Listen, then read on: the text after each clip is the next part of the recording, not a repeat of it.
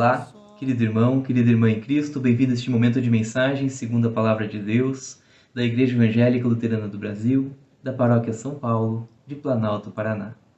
Que a graça do Senhor Jesus Cristo, o amor de Deus Pai e a presença do Espírito Santo esteja com você. Amém. Eu sou o pastor Emerson e te trago essa mensagem da Palavra de Deus baseada no texto de Mateus, no capítulo 21, nos versículos 23 a 32. E te faço essa pergunta: que imagem você tem de Jesus? Como você imagina Jesus? Confesso que eu tenho aquela imagem de Jesus como o bom pastor, aquele que carrega a sua ovelha no colo ou nos ombros, que busca aquele que se perdeu. Muitos também têm aquela imagem de Jesus que recebe as crianças, que as abençoa. Qual a imagem que você tem? Nos evangelhos nós vamos ver muitas vezes Jesus retratado de várias maneiras. Porque Jesus era realmente uma pessoa complexa, especialmente quando se trata do zelo à palavra de Deus, do zelo às coisas sagradas. Especialmente em Mateus, no capítulo 21, você tem Jesus totalmente diferente do que muitas vezes nós imaginamos. Você tem Jesus irado, Jesus bravo, Jesus que resolve fazer a justiça de Deus. E essa imagem nos assusta, assim como assustou as pessoas daquela época. Em Mateus 21, nós lemos assim: Jesus entrou no templo e expulsou todos os que compravam e vendiam naquele lugar. Derrubou as mesas dos que trocavam dinheiro e as cadeiras dos que vendiam pombas. Ele lhes disse: nas Escrituras Sagradas está escrito que Deus disse o seguinte: a minha casa será chamada casa de oração, mas vocês a transformaram no esconderijo de ladrões. O que realmente motivou Jesus a fazer isso? Acontece que as pessoas estavam fazendo comércio no templo porque poderia ser uma situação necessária. Poderíamos até justificar desta maneira. Porque as pessoas elas tinham o costume, inclusive era um costume de muitos anos, de levar seus sacrifícios, animais para serem sacrificados no templo.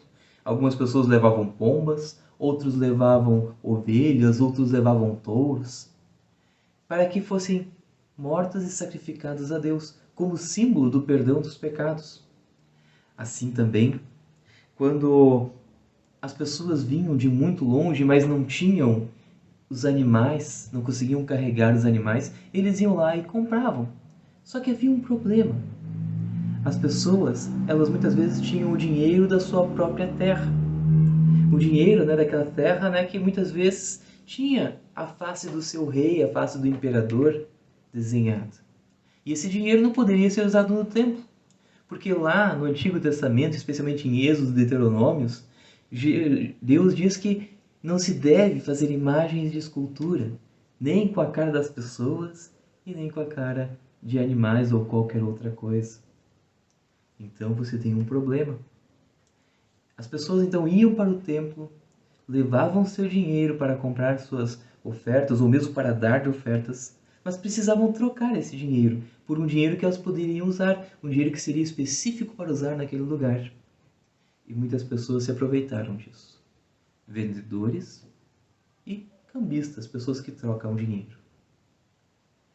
E isso realmente incomodou Jesus, porque aquele lugar não deveria ser usado para isso. Aquele lugar era um lugar sagrado, era a morada de Deus. Então, quando Jesus ele expulsa aquelas pessoas, derruba as mesas, as cadeiras. Em outro evangelho diz que Jesus fez um chicote trançando cordas. As pessoas ficam se perguntando por que ele faz isso ou com que autoridade ele faz isso. Porque na verdade aquilo ali era um negócio lucrativo e muitos realmente se beneficiavam com aquilo. Então, diz assim que os líderes judeus e os chefes dos sacerdotes foram perguntar para Jesus qual era a autoridade que ele tinha. Quem deu essa autoridade para ele? Então Jesus, sabendo que aquilo ali era uma armadilha para pegar ele, para que eles pudessem acusá-lo de alguma coisa, ou mesmo matar ele, como nós sabemos que eles fizeram mais tarde, quando o crucificaram, Jesus faz uma outra pergunta para eles. Ele pergunta: com que autoridade João Batista batizava? Por que essa pergunta? Jesus diz que só vai responder a sua pergunta se eles responderem primeiro esta. Então, aqueles líderes judeus começam a falar entre si. Eles dizem que não poderiam dizer que João Batista batizava com autoridade divina, com autoridade de Deus, porque, na verdade, se eles dissessem que João Batista tinha autoridade de Deus, eles tinham que aceitar a mensagem de Jesus.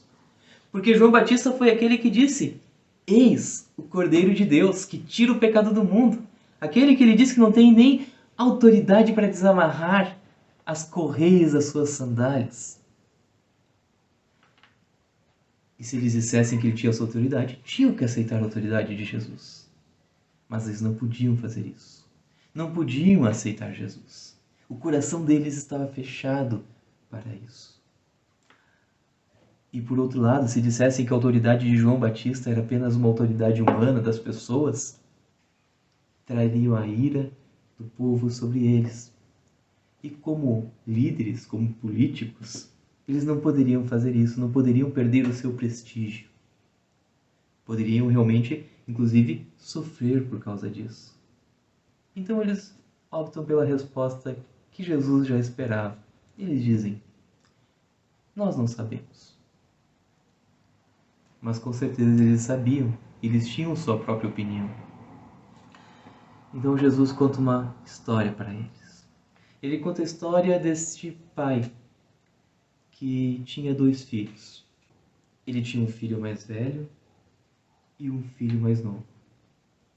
E ele chamou esses 2 filhos para trabalhar na sua plantação de uvas. Mas o primeiro, o mais velho, disse que não ia, mas depois acabou indo. E o outro disse que ia, mas depois acabou não indo. Então Jesus pergunta para eles: qual é o filho que fez a vontade do seu pai? O interessante é que Jesus não pergunta qual que é o filho que fez a coisa correta. Porque, da perspectiva que nós podemos ter aqui, nenhum dos 2 fez correto. Nem aquele que disse que não ia e nem aquele que não foi.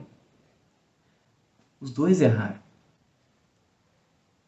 Os mestres judeus tiveram que dizer: o primeiro, o mais velho, esse que fez a vontade do seu pai. Então Jesus diz para eles: em verdade eu digo para vocês, que prostitutas e cobradores de impostos chegarão antes ao reino de Deus. E ele diz: pois João Batista veio para mostrar a vocês o caminho certo, e vocês não creram nele. Mas os cobradores de impostos e as prostitutas creram. Porém, mesmo tendo visto isso, vocês não se arrependeram e não creram nele. Você tem que entender que Jesus não está elogiando a atitude de cobradores de impostos e prostitutas. Na verdade, ele está elogiando aqueles que realmente creram nele. Aqueles que o aceitaram, aqueles que confiaram na mensagem de João Batista e com certeza confiaram na mensagem e na promessa de Jesus. Até porque lá em João, no capítulo 1, vai estar escrito assim: a palavra estava no mundo e por meio dela Deus fez o mundo, mas o mundo não a conheceu. Aquele que é a palavra, no caso o próprio Jesus Cristo, veio para o seu próprio país, mas o seu povo não o recebeu. Os seus líderes, os líderes do povo, rejeitaram ele. No entanto, porém, alguns creram nele e o receberam. E a estes ele deu o direito de se tornarem filhos de Deus. Estes que o receberam. Graças a Deus, mesmo nós não sendo líderes judeus, mesmo não sendo prostitutas ou cobradores de impostos, nós recebemos o Filho de Deus. Por causa do batismo, da ação de Deus, por causa do Espírito Santo que age em nós na palavra que é pregada, nós temos a salvação, temos fé. E junto com isso, nós temos a promessa da vida eterna, a promessa do céu, do perdão de todos os nossos pecados e a promessa de que Deus nos aceita e nos ama. E por causa disso também, nós podemos ter essa visão de Jesus como aquele que nos busca, aquele que nos carrega, aquele que nos salva. Por isso, nós também temos uma nova vida. Por causa do perdão que temos, nós temos a oportunidade de rejeitar o nosso pecado, o diabo, as suas obras, buscar a Deus, viver com Ele, ter essa nova vida e viver essa nova vida. Nós não vivemos essa vida para conseguir o perdão de Deus, talvez como os líderes daquela época faziam. E nós não temos essa vida para comprar alguma coisa de Deus, para fazer uma troca com Deus, porque isso é justamente o que Jesus condena no texto bíblico de hoje.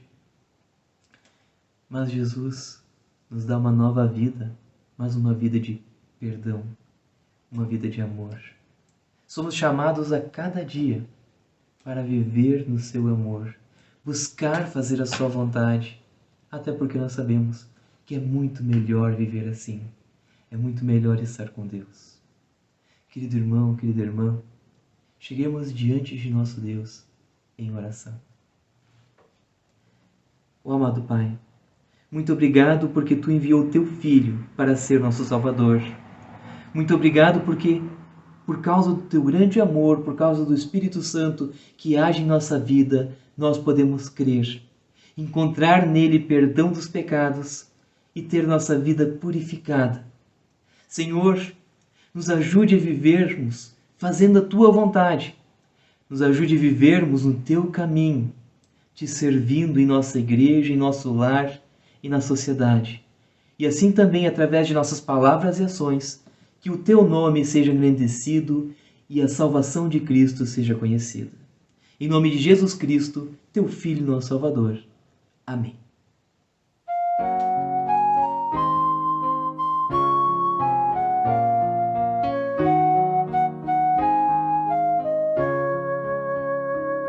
Quem só no Senhor põe a sua fé e vive servindo em amor, mesmo que em muitos momentos terás problemas que causam a dor.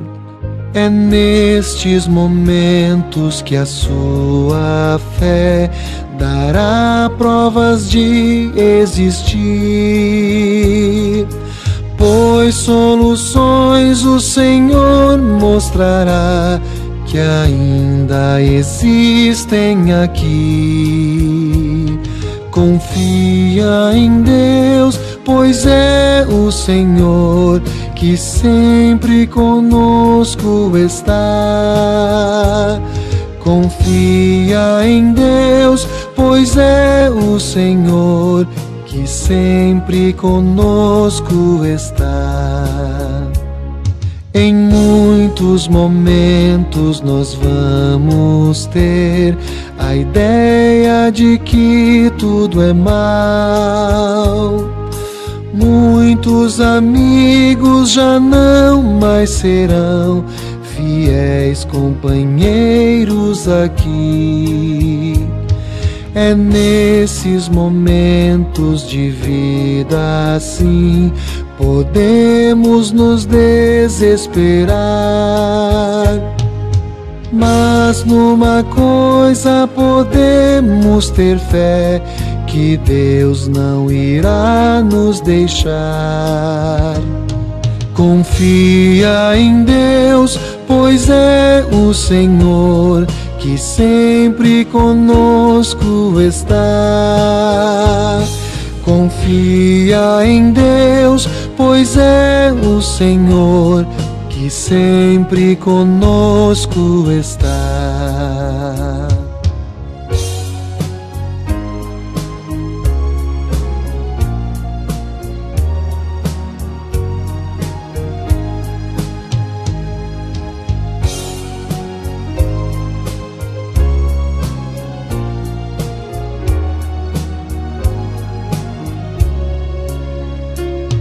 E sempre as crianças contai de Deus, a fim de crescerem fiéis.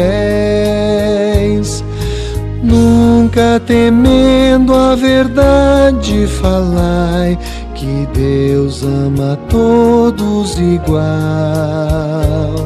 E quando partimos do mundo aqui, felizes podemos estar. Muitos irmãos vamos reencontrar, e a Deus louvaremos sem fim. Confia em Deus, pois é o Senhor que sempre conosco está. Confia em Deus, pois é o Senhor que sempre conosco está.